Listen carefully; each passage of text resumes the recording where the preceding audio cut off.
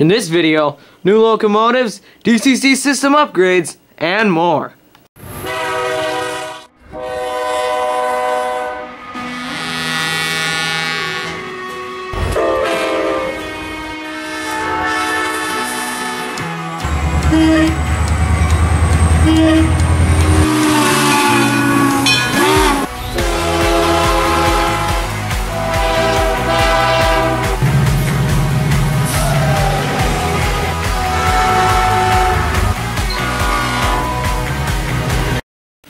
Alright, so hey, what is going on, guys? It is me, Metro163 here.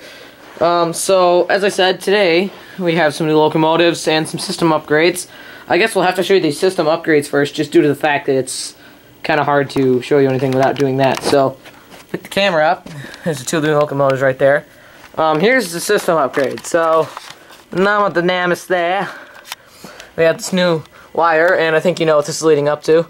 Comes up here, and oh, hello there. It's a 5-amp power booster. So this leads into the DCC in port and went down to here, which then leads, the plug leads over there because that's where I had for now.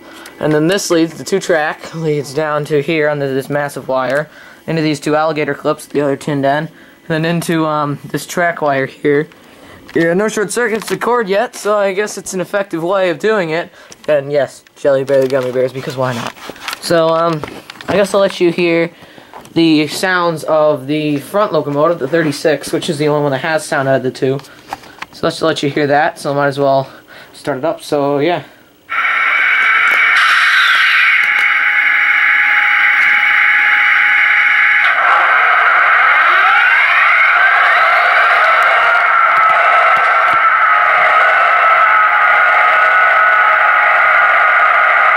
Alright, so I know what you're thinking at this point. That's just an F40 decoder. No, they're a little different, actually.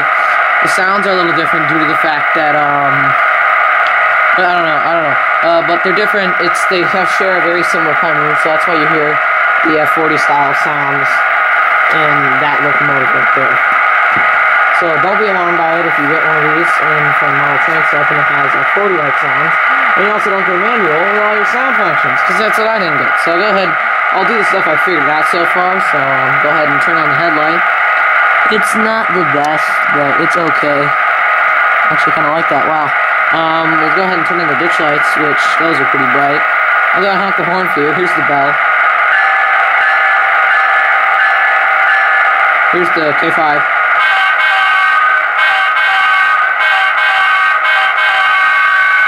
And yes, that oscillating ditch lights did actually come programmed with the locomotive, which is pretty cool. So that was not any work. Now, by default, rail clank came on, but I turned that off because it's just atrociously huge.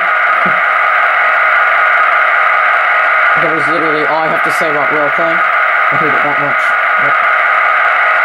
My switches do not really want to work right now. Or just go on manual for now, I guess.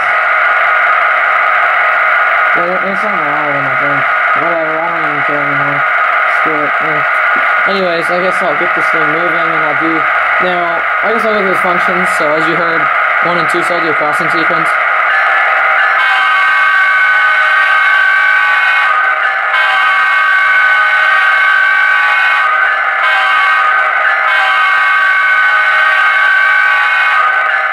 And, you know, because it's Christmas, I'm going to do this for you.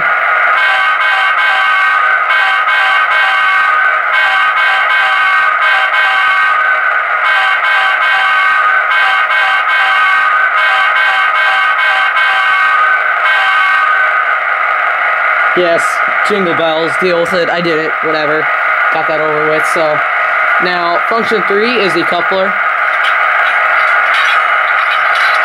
Function 4, no idea.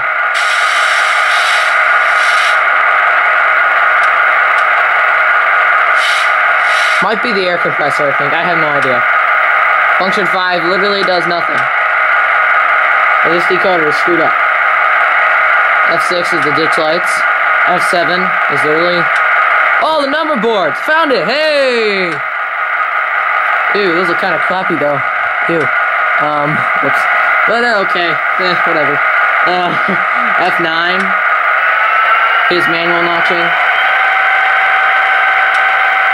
which is basically my only means of getting this locomotive into notch 8. So yeah, we'll head into shift. This F11 is headlight dim, which I don't really seem to take effect. No, sorry, 12 is headlight dim. This is confusing. This decoder is like way off. So yeah, sorry. 13 is no idea. 14 is the cab lights, which, they don't look that good when they're on. Yeah, it's okay. You can't actually see the detailed interior though, so that's kind of cool. And then F15 is radio chatter.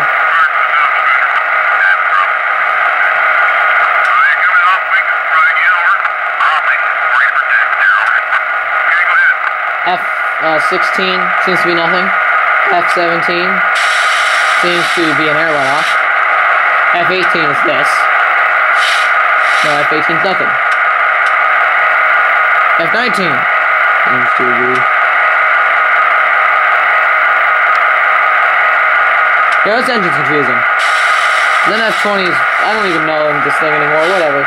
I'll just do the functions I know how to do. And then here's the marker lights, by the way. So that's kind of cool, I like that. Alright, so sorry for the random cut there. Basically what we're going to do now is I'm going to go ahead and do a typical notch up and run with this thing. And so let's go ahead and start.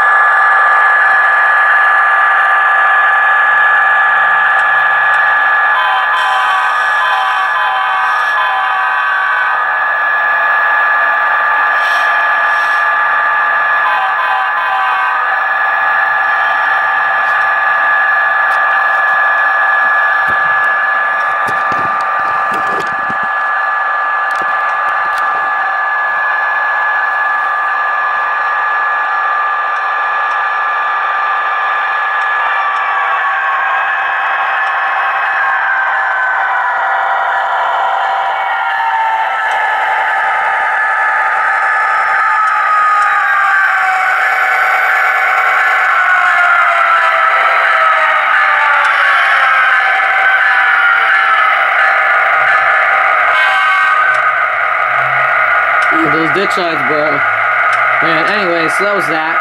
So the next engine, I guess we'll move this thing out of the way.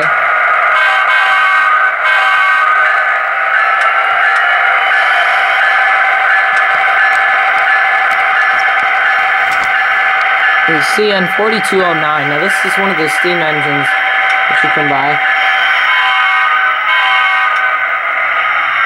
Turn that off real quick. But yes, this is a Bachmann steam locomotive. It's the Bachmann Stretch Run line. Now, sadly enough, to my disappointment, it's been having some problems today. It is not really running very well, and that's a pretty big disappointment. I mean, I'll see if I can even get the light to turn on right now, but seriously, this thing is having some pretty big problems right now. Oh, there we go. It was the wrong direction. But, you know, this thing is not really running that well.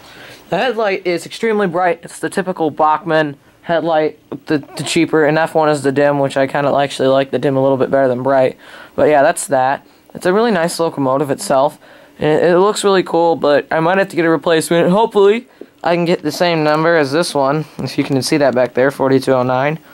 I feel like this is a professional shot. I might start using this angle on the camera quite a bit more.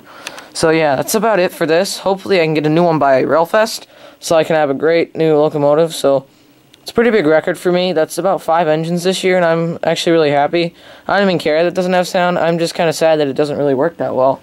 It's a pretty big disappointment, but you know what? It's a beautiful engine, and that's really all that counts right now. The fact that I can just have it on the layout and to see actually one of these steam locomotives in person is really cool. So yeah, that's about it for this update. I guess I'll give you a run-by of the Utah, since that's really the only thing that works right now. So yeah.